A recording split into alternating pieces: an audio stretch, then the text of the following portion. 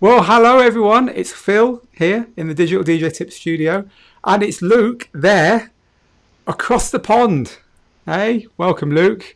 Thank you. It's awesome to have you here for this special edition of Tuesday Tips Live. So, if you're just joining us, it is Digital DJ Tips with me, Phil, and with Laidback Luke. It's our usual slot where we talk everything DJ tech and help you to become better DJs and better DJ producers. And if you are completely new to all of this and thinking, what have I stumbled across? You're with Digital DJ Tips, one of the leading DJ schools in the world, with the people behind Rock the Dance Floor, the guide on how to start DJing. And we do this once a week on a Tuesday to give you something completely free from us on our YouTube, Facebook, Twitch, and welcome to everyone over on Laidback Luke's channels as well today, to help you become better DJs and better DJ producers. That's what this is all about.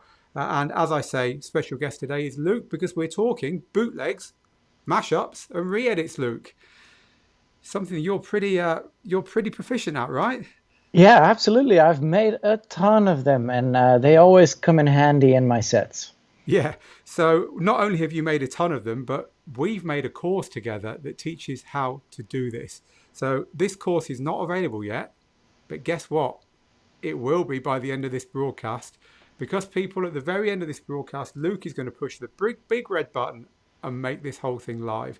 And then we will tell you how you can find out more about the bootlegs, mashups, and re-edits course that we've made with Luke. However, before we do that, because I'm getting ahead of myself, before we do that, I think we ought to just talk about what made you get involved in doing this, Luke. You started off as a DJ producer, I guess. Did bootlegs, mashups, and re-edits kind of come naturally because you were DJing and you were also making music, and it's an obvious thing to start doing? Yeah, absolutely. What producing made me realize is how counting and DJ structure is. So when you're playing, when certain tracks need to come in, what kind of elements you can use, what type of loops you can mix over each other. That's really kind of like integrated. And I just remember at the time where it was still acetates, where you had to, what was it, the vinyl acetates. I made a couple of mashups and edits like that, and it was very expensive pressing those. And then I remember bringing one of the first CDJs, like the CDJ 100 Pioneers. When I started bringing that in like the beginning of 2000, it was the first time I could actually play my edits and mashups live in a live setting, and it was a world that opened for me. Wow, yeah, because the people who won't remember, a lot of people won't remember what acetates were.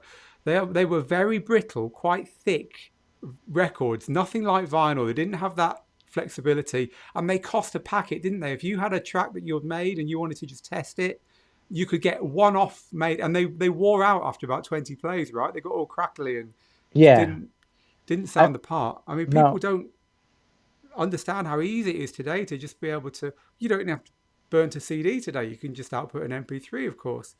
But so the technology kind of opened this whole world up of just quickly making your own re-edits, mashups, and bootlegs to play in your sets. But a lot of people watching this won't even know the difference between these three things. So can you explain what a re-edit is, what a mashup is, and what a bootleg is? a re-edit is where you take the track and you vary the structure in it, or actually you can make the structure however you want. You just make a couple of cuts in the tracks, and you can swap sections around and just really make it. Sometimes an intro is really long or an intro is really short, and you want to adjust that. And yeah, you can do that however you want. When you're speaking about, It's yeah. a very easy thing, and I guess some DJs will be familiar with this because they might do it with cue points already, jumping around in their tracks. So it's really just doing that ahead of time. Yeah, yeah, ahead of time, and so you don't need to worry too much about the track you have. Yeah, custom make it to however you want. Similar to mashups. Mashups are usually in the DJ realm. You could see it as playing an a cappella over a track. Now you can do it in your DAW, where you not only combine an a cappella on a beat, but maybe put it into a different drop, or adding loops over it. And so it's actually from re-editing, which is usually one channel, mashups can be multiple channels. So again, DJs will be familiar with the idea of getting an a cappella and dropping it over an instrumental, but mashups take it further because you can do things that you could never do even on the most wonderful DJ gear, right? You just haven't got enough fingers or hands or functions. It's just taking that a little bit further. But it is Absolutely. essentially just taking two or more tracks and combining them into something that sounds good. Yeah. So if re-edits are kind of doing that with one track and mashups are doing it with two or three tracks, what's the difference between a mashup and a bootleg as we kind of move up the chain here? Whenever you start making bootlegs, you are starting to incorporate your own sounds, your own drum programming into the track. So it's kind of like almost flirting with producing, but it's not quite there yet. It's actually adding your own unique sauce to your mashups. So your source, as you put it, would be, maybe kick drum or new bass lines or that kind of thing. Yeah, absolutely. One of my bigger bootlegs back in the day was my bootleg of Milo, Drop the Pressure. The original didn't really have a proper bass line and kick drum that would fit in my sets. I was playing a lot of heavy electro house, and so I took the original, made a couple of edits, and then added my own kick drum and bass line to it to make it properly heavy. It's a very common use among DJs, isn't it? Especially DJs who want to, as you say, kind of resurrect older music. I mean, you don't have to go back too far, do you? As you say, Milo was I guess it's 20 years ago now, but it was still electronic music. It was still made in the same way on the same software that we all use today. But Yeah, but it's just times have changed and sounds have changed. And But even maybe if you like a certain Moombahton or reggaeton track, you can up the BPM and put a proper house kick drum under there, and you can actually change the genre of the tracks you love as well. yeah, so as you say, moving up the chain, re-edits very, very easy to do. Mashups need a bit of creativity. Bootlegs, we're starting to get into, as you say, production light. And I guess moving up from there, we get into remixing and producing proper, right? But the course that we're going to launch with you today in just a few minutes' time, it takes the first three of those five things: re-edits, mashups, bootlegs, remixes, and producing. And it leaves the remixes and producing out and takes the first three, the gateway drug to becoming a producer, really. And Yeah. I think this is something that you're very good at telling people who maybe are a bit scared about getting started that really they shouldn't be. I think that's why we're very excited to have made this course with you and to launch it, because you've got this knack of just making it easy for beginners. So, if someone's thinking about, I want to do that, I want to make re-edits and so on, what would the best piece of advice you could give them be? Well, be brave. Just go for it, really. And when it comes to re-edits and the things we have put in the course, they are actually quite close and similar to what DJing is about. So it's actually easy to step into that. And Phil, you keep on saying re-edits are easy, but actually there's a lot of theory behind it. And those are the fundamentals of realizing how tracks are arranged, and the things you'll learn in what we teach in the re-edit section is actually really important for the rest of the trajectory. Yeah, no, you're right. I forget that as a DJ who's used to kind of doing this stuff, you realize, well, as soon as you start trying to do a bootleg, re-edits suddenly appear easy, right? But actually, you're quite right, Luke. There's definitely a right and wrong way of doing this stuff. And let's say, so I said to you, well, look, I've never used any software other than DJ software. Everyone, I guess most people know that most DJs, when they get into production, use Ableton Live because it's one of the just most friendly pieces of software for making dance music on. I don't know anything about the software. I'm not a musician, so surely I can't do this stuff. So what's your reaction to that kind of comment? Well, the beauty of this course is that you don't need to be a musician to start this. A bit of DJ experience is handy, but actually will take you from the base point, like stepping you in, and then with baby steps guiding you along the way. And it's awesome because I'm actually right there to teach you all of this step by step. And if you just follow along with the course, it'll be an amazing experience. Cool. All right. Well, we keep kind of teasing the fact that we've made this awesome course with you. You know, people, to be able to do this, to be able to move past just mixing two records together and actually make your own versions of songs that you can play in your DJ sets is a great thing to move into if you want to get noticed, right, Luke? I mean, it's a big secret that when you see DJs doing stuff on stage in front of the big crowds and so on, pray that they might come back at some point soon, and they're playing versions of tracks that you don't know. They've probably done this. They've probably done what we're talking about, haven't they? Absolutely. And Yes. and for a lot of DJs, actually, this could mean your breakthrough as well. If your version of a big hit or a track gets played out by other DJs and big DJs on those stages and whatnot, then your name spreads around. It's like free promotion. We had a student not so long back who did a remix on his own in his bedroom of a track by one of his favorite artists who he just loved. And he sent it to one of the download pools and didn't hear much back. Went off to Ibiza for his holidays with his girlfriend. Went to Privilege, biggest club in the world, and to see this same person playing, DJing, and he opened his set with the bootleg that our student had made. So No way. imagine That's how he must have incredible. felt. So Yeah. this stuff happens. So yeah, we really are looking forward to telling you about this course. So let's do that, people. Let's tell you about this course. So it's called Laidback Luke's Bootlegs, Mashups and Re-Edits. And I'm going to put the picture on the screen now as we talk about this. It is all about how to make these things, and it covers everything you need to know. It uses any version of Ableton Live, and you can get Ableton Live for free for 90 days at the moment. 90 whole days, 3 months, plenty of time to follow this course.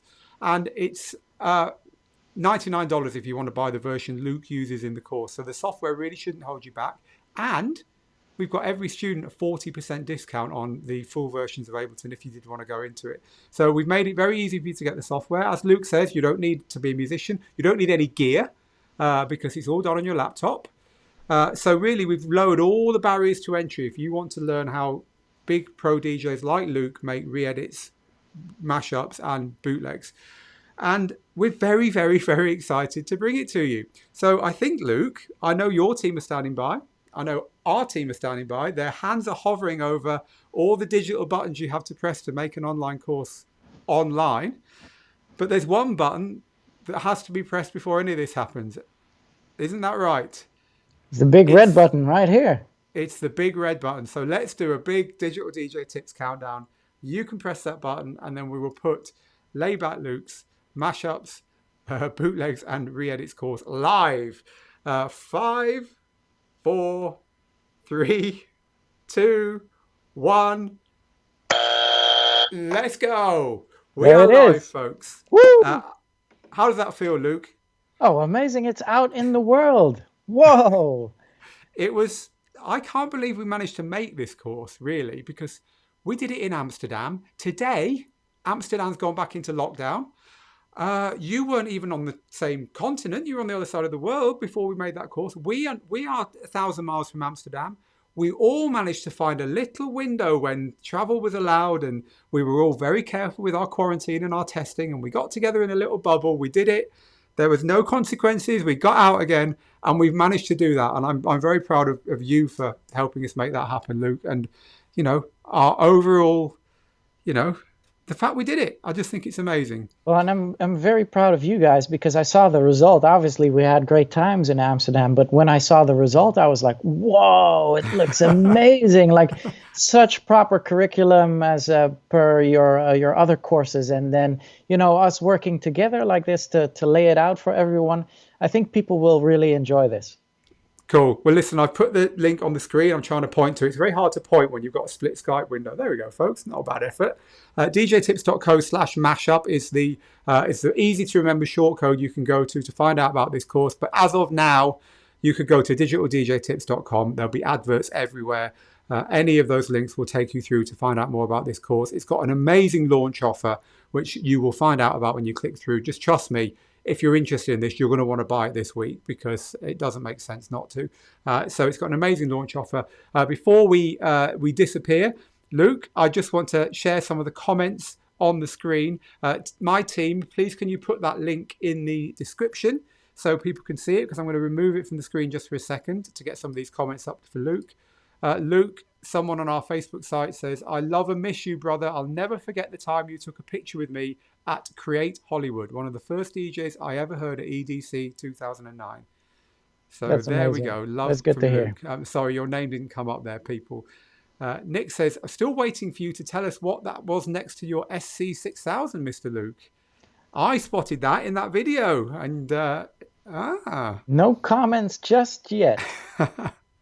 So Ziran says, hey, Luke, I was supposed to see you in Sydney back in March, but COVID hit. Hope to see you in the next year or so. That's Ziran. Luke said that.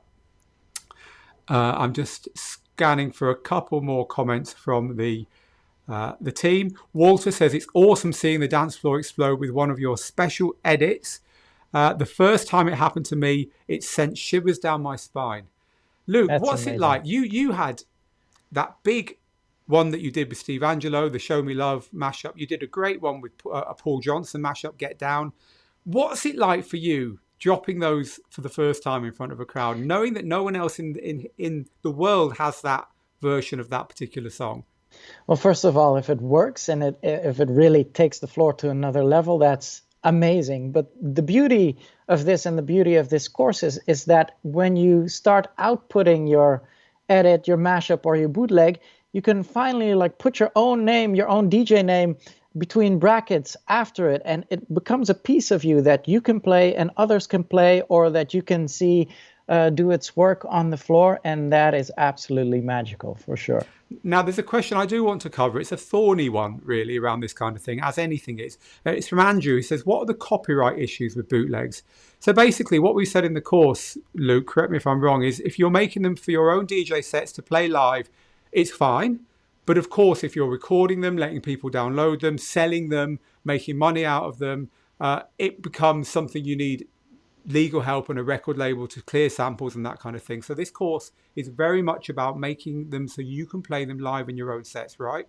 Yeah, but the beauty is that other people who want to play it out live, they don't pay for it. You just give it to them, or you make it downloadable for them, or just hand it to them. And so you wouldn't make it downloadable for the world, but you could say to someone, hey, here's a copy to play in your set. But it depends where you are in the world as to what the legal things are around these. And what we say in the course is you must own all the records that you use.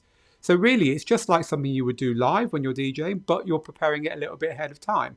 But of course, if you want to sell this kind of thing and so on, it becomes a whole different ballgame, and that is not what this course is about. Facebook, someone over there says, Luke's knowledge, experience, and DJ production guidance and skills are at the top of the game. Jump on this, people. And I'm getting messages through on my phone, and I'm going to be humble because I'm British, telling me how many we've sold already. Luke, This thing is flying off the shelves. Nice. Since you pressed that button. Trust me, it's going up quickly. There's multiple messages coming through, so people are loving the idea of this.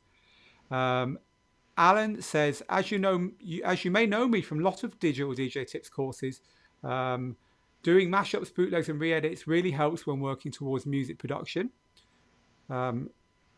John says, fair play to Luke and Phil. Great to see a top DJ giving something back. You're a class act, Luke. So thank you for that, John.